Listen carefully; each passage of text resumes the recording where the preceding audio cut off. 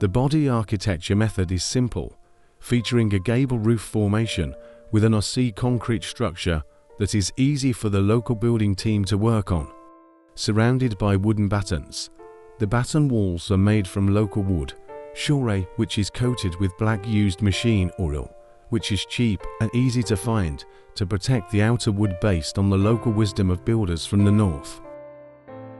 The main hallway faces the village road, leading to the bedroom and living room at the end.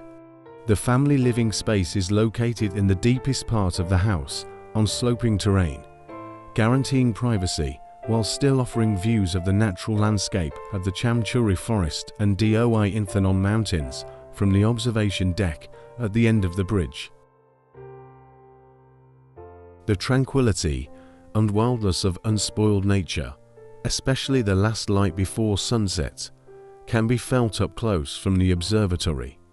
This space can also be adapted to accommodate various family activities in the future.